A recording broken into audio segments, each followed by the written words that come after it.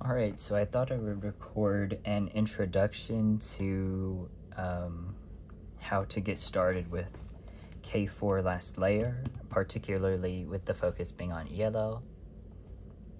And this is not going to be a particularly structured video. I'm just going to show an example and kind of go over the thought process or walkthrough or whatever you want to call it.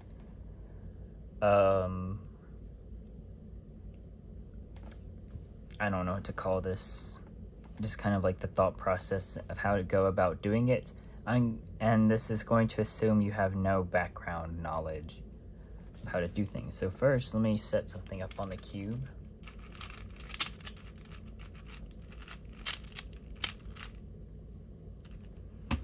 So I'm going to first introduce how to do like 3 cycles on this opposite side. 3 cycles are like basic, like pure commutators. So basically, this is something you will need to get very comfortable with if you want to do K4 for ELL and for F3L stuff as well. But basically, I'm just going to, instead of getting into like all the, oh, here's the beautiful math or whatever, or this is how you do it for blind, I'm just going to show you like kind of an intuitive way to look at this. So like, if you don't instantly know, if this is not like an instantly obvious how to solve this case, maybe you're more of a beginner cuber or whatever, basically the way you can look at it is this orange white wing is in this same line as this other one. So if we do this move, this inner slice, it pairs these together. But notice it also is moving our white centerpiece away. So to put it back, we undo this move. But if we undo the move, we also split this up. So what we can do is we can do this move, right? Also ignore this hardware, it's kind of bad, but it's the only cube I have. It's a 4x4 with the normal color scheme. I didn't figure it'd be helpful for like people to watch black and yellow or whatever in weird spots. But anyways, so what we can do to fix this dilemma of pairing and fixing our centers is we pair with this move, and then notice what happens when we bring this back. This blue-white wing goes back to here with the blue on this side. So what we can do is we can do this move to pair these two, and then what we can do is we have to leave this center alone, so we can't, there are some restrictions. Basically we have to leave this center how it is, but we can do something like R prime FR, so that way this white blue is here and blue is on this side. So what that does is we can now undo that first slice move like that to fix our centers, and it align, and that blue piece gets wing that we move to the bottom here gets put back so it matches here, and then we can undo the setup we did to bring this piece over. So R prime F prime R. So that's how this basic kind of commutator works. You see a piece, you want to pair them up there in a line, do a slice, do some kind of move. And so here another way, like if this was the other way around, we could do something like R, U prime, R, U, R prime, if we wanted this to pair here. But then we do some kind of setup, so that way this displaced wing pairs with something else. Then we undo. So that's the basic kind of how do you start with commutators. There's a ton of different kinds of commutators. There's lefty mirrors, there's this one, there's the inverse. So there's a ton of different ones you can do.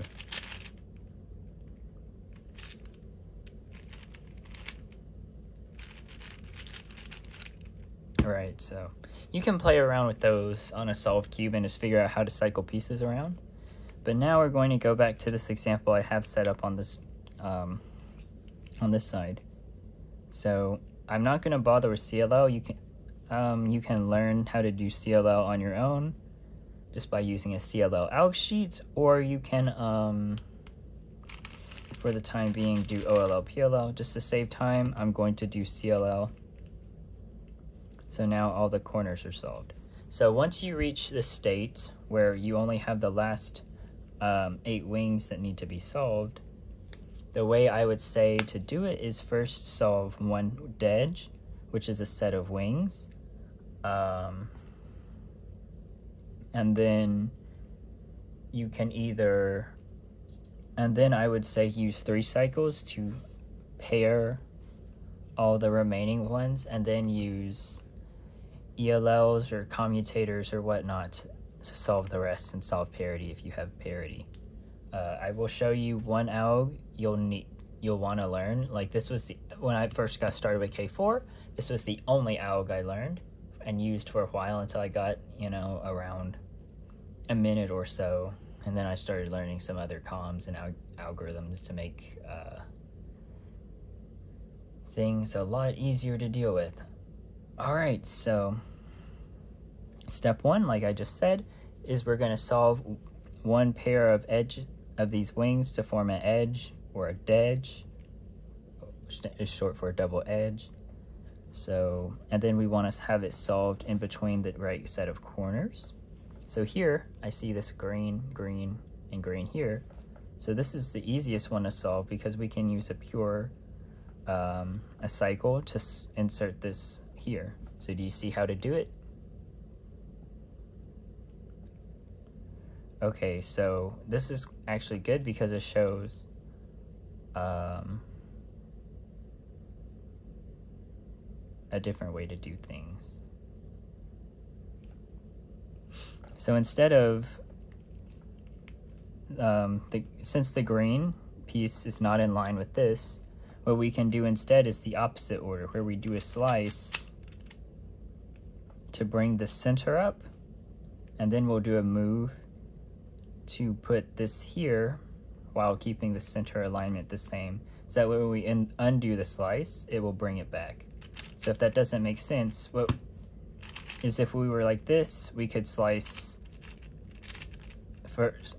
We could pair them with the slice, but since we don't have them in line from here and we don't want to waste moves, what we can do is slice first and then do moves to bring this wing into the same slice area. So when we undo the slice, it solves it instead of solving it first, and then we undo the setup. Okay, so now we have a case where it's like, okay, we have this edge or this dedge paired, and then we have just like what looks like we need to swap these two to have another set of pair. And so from here you can also see we have parity, right? Because we have 3 flipped edges. But we're not going to worry about that for right now because we can convert it to a different kind of parity later instead of orientation. So what do you do if you get to a case like this? Obviously, at a more advanced level, you can just learn how to solve this as one case to pair them correctly. But for now, as a beginner, what you'll do is, like, if you have something weird like this where it looks like you just need to do a swap, I would just do a cycle.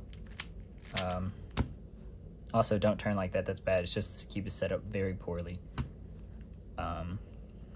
And so now we have 3 unsolved pieces, or wings, edges, whatever you want to call them. But now if you look here,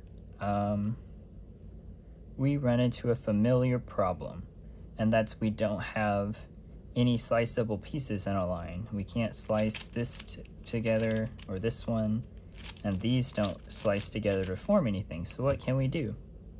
Well, this is where we do pre-moves. So what we can do is RU R prime, and now these pieces are in a line, or we can do L prime U prime L.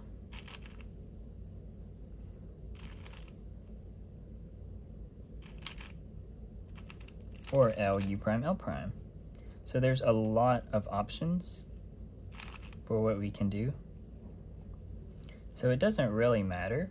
So I think what I would do is RU R prime. Maybe? I don't know. What would I prefer? Yeah, I guess so. And then we can do S prime, R wide, U prime R, undo the slice, and reinsert, just like that. Awesome. So now we have these paired, and now you can see we have no orientation parity, which means we'll have a PLL parity instead. So what you can do for now is just OLL, that preserves the corners, and then solve EPLL and parity as needed, as a very, very basic way to solve ELL. I'll probably make a more structured video about with more examples and use of more algs and more efficient ways to do things. But for now, this is just like a very, very, very basic kind of thought process and introduction to how to go about things. Let me show you a case. Oh my god, the 4x4 popped. I didn't see that coming.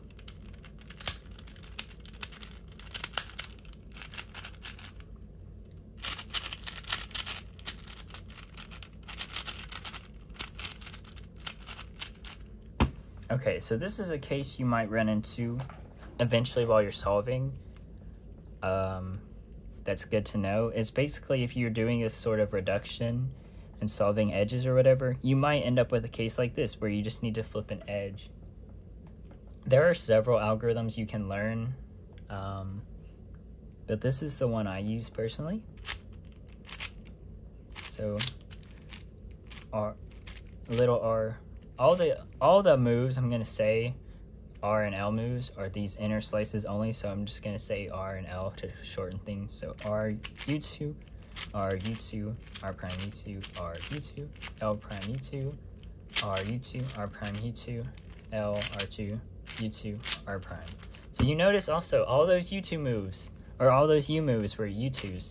So really, when you're learning this alg, you know there's all these U2s, so it's just like you can just memorize as R, R, R prime, R, then an L prime, and then R, U prime, R prime, U2, undo L move, R2, U2, R prime. Something like that, that'll make it easier.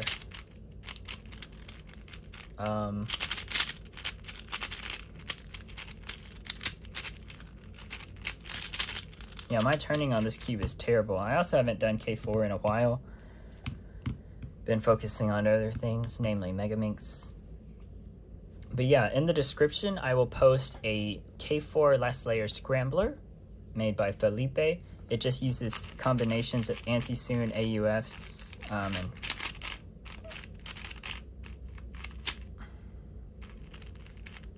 I messed that up like a dingus. Wide soons or whatever to scramble the cube, so you can practice just last layer instead of having to go through a ton of solves.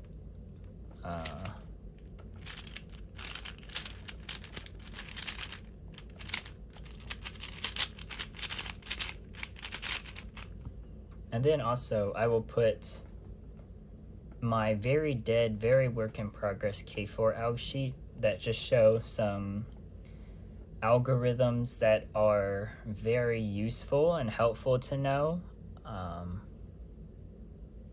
at like a very basic level, that will just knowing these couple extra algs will probably speed up your ELL a lot.